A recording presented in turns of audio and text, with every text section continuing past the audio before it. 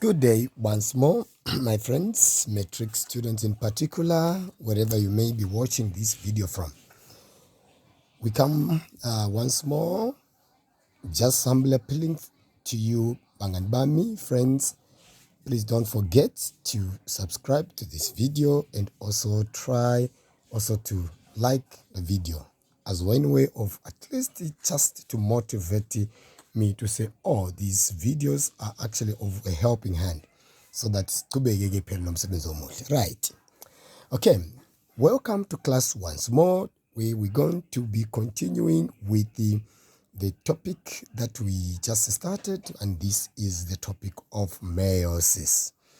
Right. This is a continuation from where we started. Remember, I introduced the process of meiosis, touching a bit of mitosis, and we looked at the significance of the process of meiosis. Remember, I'm not going to go through that. Please go through that video, and it will help you to recap on what was said before we get into this one. So, before we look at this process again in more detail, I wish first now to indicate that it's very important, according to the examination guideline, that we look up on the cell structure that was done in grade 10. So here we are just revising the cell structure and the main parts. But these parts are going to be very helpful as you actually look at the phases of meiosis. Right. So in this one, we're going to strictly look at the first phase of meiosis, so that the video is not too long and that it should be easier for you to follow. Right. Now, in revising the cell structure, can we quickly try to remind ourselves on the parts of this animal cell? Remember, this is an animal cell, right? So what is part A? Part A is the cell membrane. Is the cell membrane. The cell membrane. And B is the nuclear membrane. The nuclear membrane. These parts are very important. C is a chromosome, or we can say double-stranded chromosome, or just say chromosome. And D is the centromere. Centromere. Now, E is the centrosome. Remember, centrosome. Centrosome. And lastly, F is the chromatid.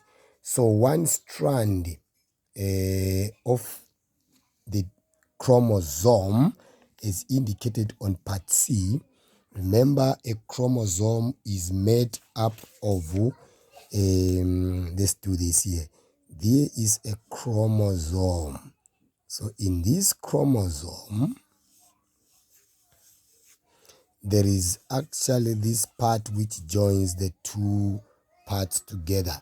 So this part is the centromere.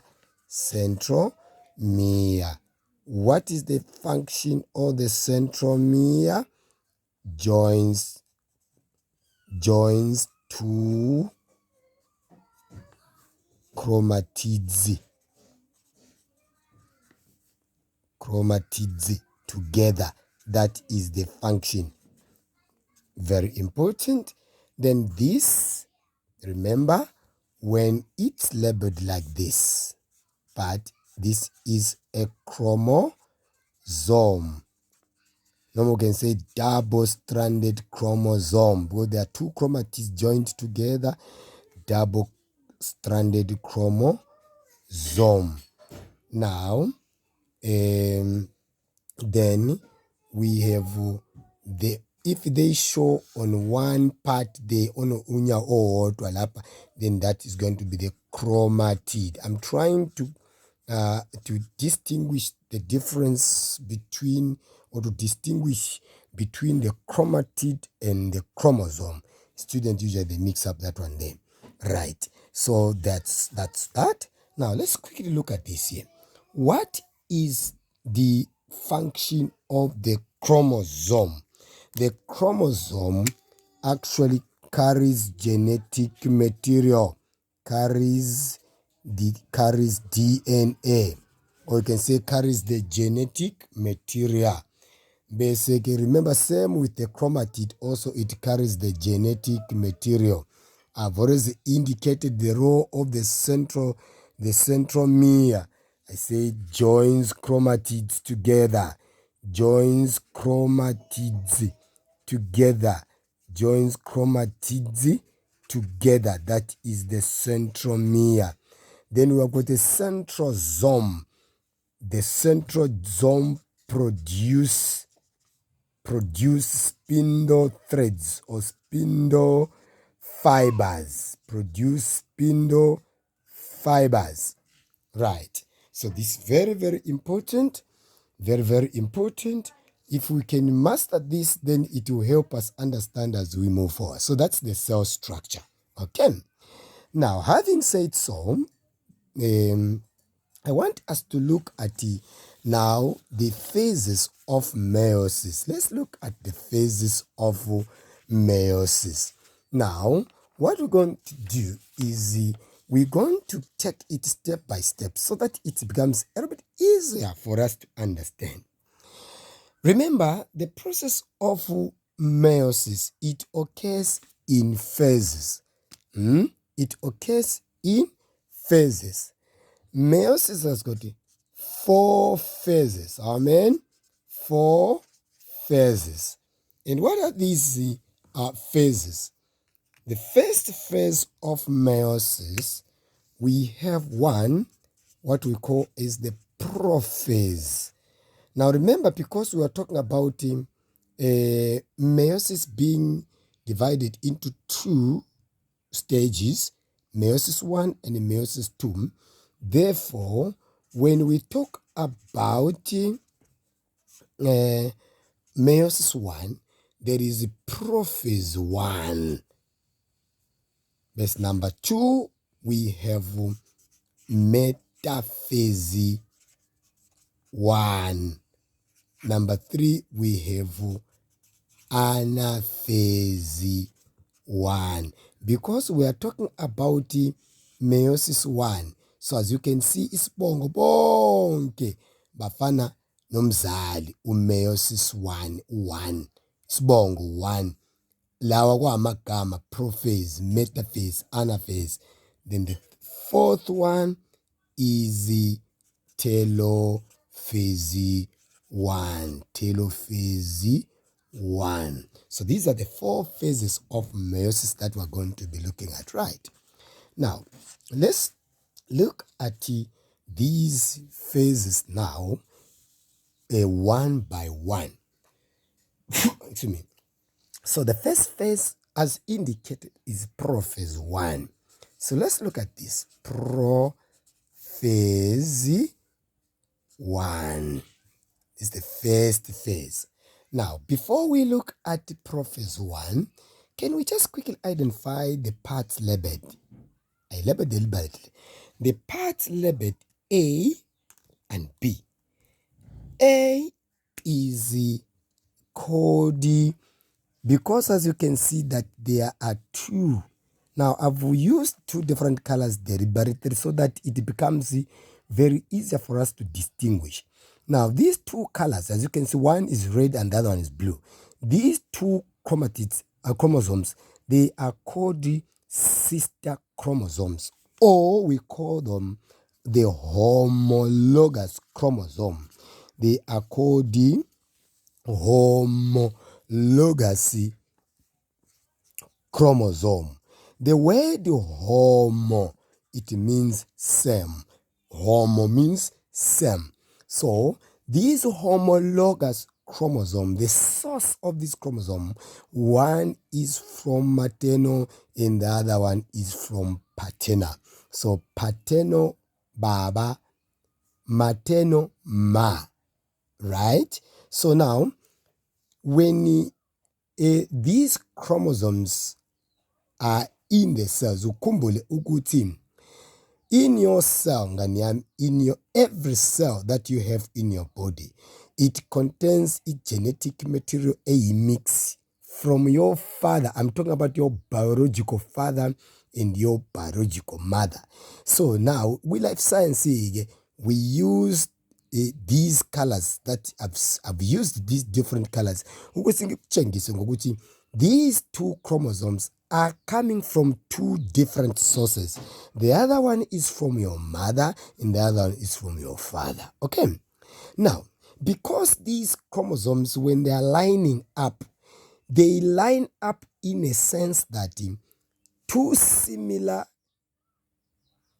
and which have similar shape and they have same size and they hold the same number of genes. These chromosomes are called homologous. That's why I said the word homo means what? Same. The word homo means same. Right. So I said that, remember this one, it means same. Now what is same in this particular instance here? They have same shape.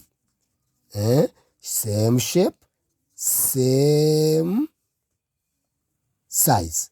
As you can see that they have drawn them, I've tried to draw them to be of the same size. And lastly, they have same number of genes. Same number of genes. So why are they called homologous? It's because same shape, same size, and number of genes. Homologous chromosome. Same shape, same size, and number of genes. Very important. Right. So how many homologous pairs do I have here? I have two homologous pairs. I have one here and this is another one. So I've got two homologous pairs. So if we talk about in a human being has got 46 chromosomes altogether in his or her cell. These 46 chromosomes, they pair up as sister chromosomes. So you're going to have pairs. How many pairs? Remember, a pair is 2. So if we divide by 2 there, so 23 pair. Pairs mangaki nganzami? They are 2 in 1. So ngoba ama chromosomes are 46, so kusho ukuthi we are going to get 23 pairs. So these 23 pairs, they are homologous pairs. I thought that I should clarify on that one. Very important, Gansan. Now let's look at this here. We say this cell here is undergoing a prophase 1. Ganzan, after this lesson, you should be able, whenever you look at an examination paper, you should be able to identify the phase of meiosis. I'm sure we're going to go through some of the questions which is going to help us to understand. Now look at this.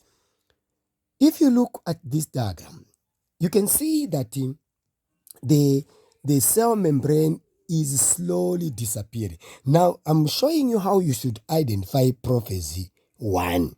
Sibona kanjani ke prophase 1? 1. The chromosomes becomes more visible. Ngoba, you remember when the chromosomes in the cell that is not undergoing any division, the chromosomes usually they exist in the form of chromatin network. But when the cell is about to divide, these chromosomes are homologous pairs. They begin to become more visible. That's number 1. I said chromosomes become more visible. Kusho ukuthi ayabonakala kakhulu. Number 2, the spindle fibers begin to form. Right. 3. The nuclear membrane. The nuclear membrane. The nuclear membrane disappears. So, if, for example, they asked you to say, can you identify the activities that occurs during Prophecy 1? Ezinye ikhathi bazonikeza nje diagram bese bathi identify the phase. Let's say you have identified ukuthi le kuyi Prophecy 1.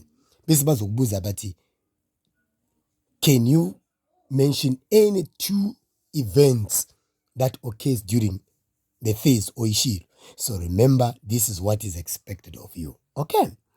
Bese, another point that should indicate is that also, as you can see, the chromosomes of homologous space, they come closer to each other and then they overlap.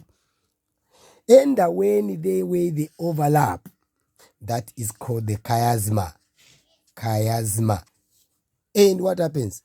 Crossing over takes place. That is the 4th point. Crossing over occurs.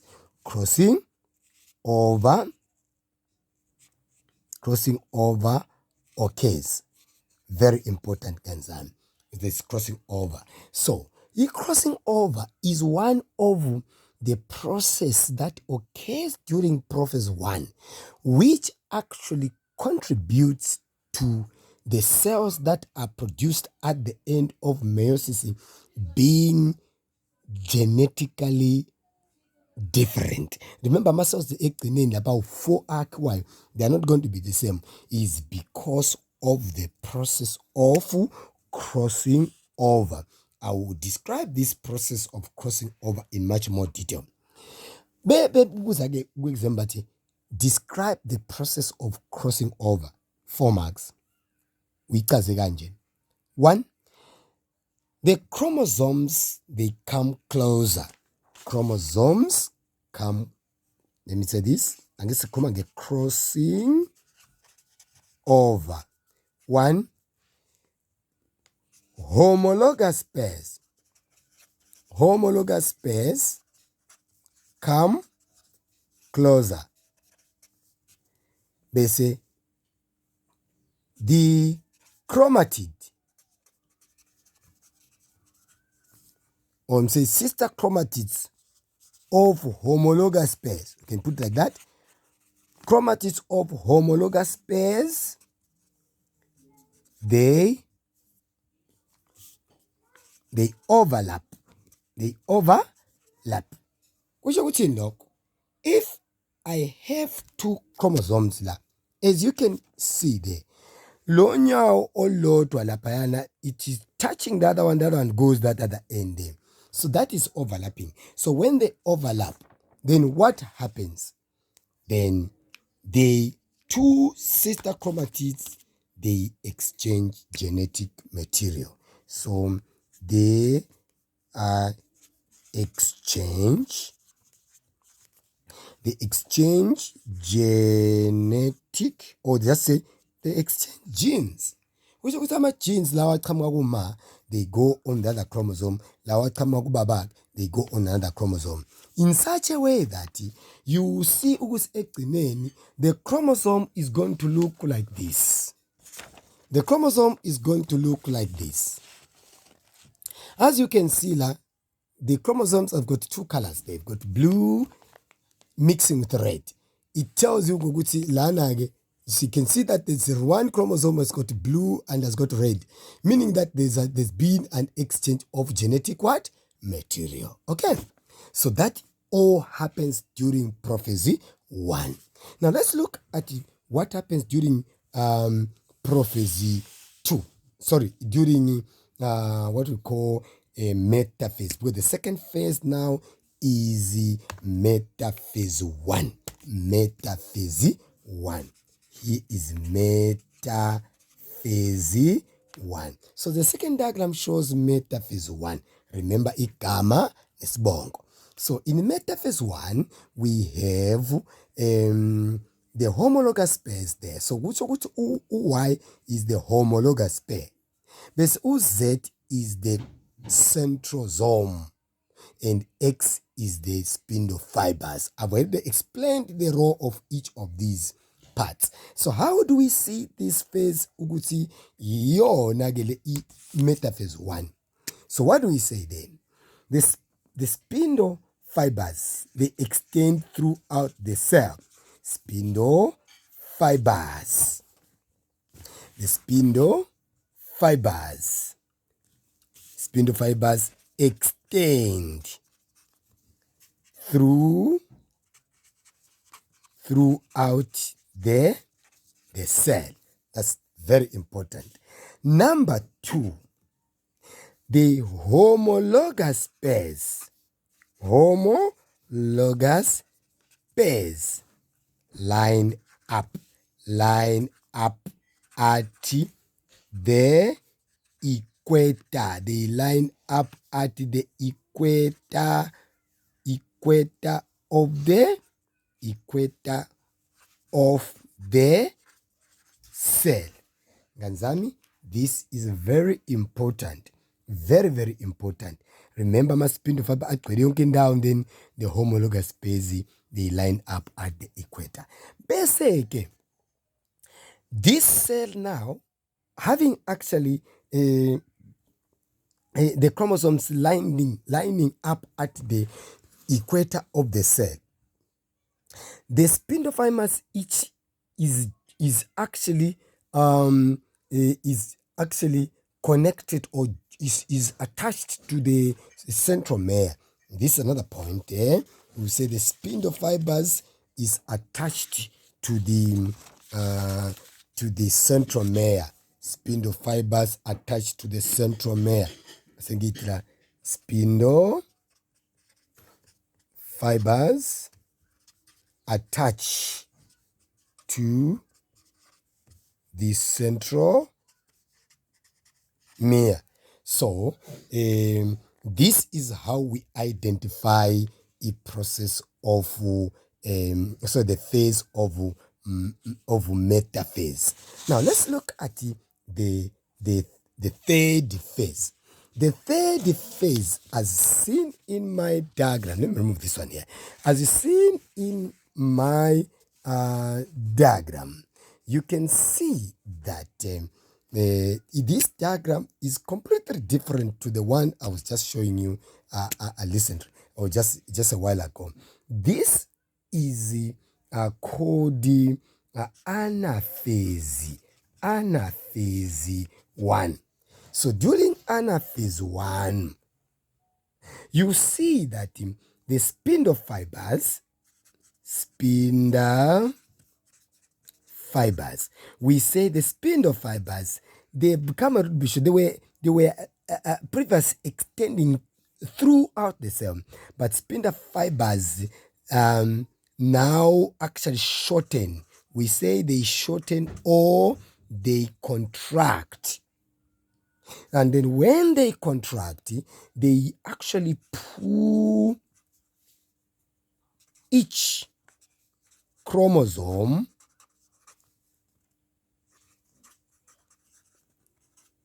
of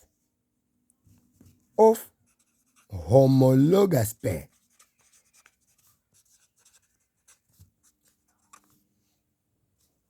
to the pause. So I've got two pores. Remember where this end there is the pole, right? And the other end there as well is another pole. So Sitela, the spindle fibers have shortened. They are pulling on one end there, and they are pulling on the other end there. So when they do so, they actually pull the chromosomes to the opposite pole. So this actually is one event that occurs during anaphase 1. Very important. However, we must also not forget, if I can bring you back into the diagram that I was just talking, the diagram on prophase, sorry, on metaphase 1, something that I did not mention here. When chromosomes are lining up at the equator, they line up ngale ndlela ukuthi this blue one can also go this other end and the red one can go that side there. Or they can spin lokho kuphansi okusezansi la kuye phezulu lokho engezansi lokho phezulu kuyezansi. So this actually means that when the chromosomes line up at the equator, they line up randomly. So this is the point that you must mention there. So chromosomes during metaphase 1, they line up randomly. Now remember, this random arrangement of chromosomes on the equator, when they line up on the equator randomly as they do, when they separate, the combinations of the chromosome is not going to be uniform or ngegifane. Therefore, it makes the gametes that are produced at the end of meiosis to be different. Ingama chromosomes are going to be what? The cells that are produced at the end of meiosis, they are going to be different. Okay. Now let's look at the last phase. So the last phase that we're going to look at here is no other than telophase 1. Telophase 1. So when you look at telophase 1, now when the chromosomes from anaphase 1, when the chromosomes are pulled, the homologous chromosomes are pulled to the opposite pole, it is actually now leading into cell division. At the end of the day, what is going to happen that the cytoplasm, it begins to cave in at the middle, whereby now when it caves in here, you see that we say now it is undergoing what we call cytokinesis. It undergoes what we call cytokinesis. And cytokinesis result into now these two cells separating into two. So we're going to have one there and one there. So how many cells are we going to have at the end of meiosis? We're going to have two cells, and these cells are going to be genetically different. So now I did not indicate that because I didn't want to put a lot of detail because I wanted to show you exactly what happens. During telophase 1, we say cytokinesis happens. Cytokinesis. Now, what is cytokinesis? Cytokinesis is simply the division of the cytoplasm. The division of the cytoplasm. Now look at this. Let's look at this. If you remember very well, we had 4 cells at the beginning of chromosomes. 4 cells. 4 chromosomes. 4 chromosomes. 1, 2, 3, 4. Even like we metaphase 1, 2, 3, 4. So now you can see that at the end, you see here there's still 4. 1, 2, 3, 4 chromosomes. But now, the 4 now have split. We have 2 ngala, 2 ngala. So, remember, from 4, then at the end you are going to have 2. So this has actually meant that the number of chromosomes has been halved or has been reduced. So this is what actually happens during the process of meiosis 1. Remember, we had 1 cell at the beginning. Starting 1 cell ngala, we have got 1 cell during the process of prophase 1. So during the phase of prophase 1, then at the end of meiosis in telophase 1, we've got how many cells? We've got 2 cells. So the number of cells are doubled. Let me actually cut it short, then we'll actually see each other in the next phase, right? Good day.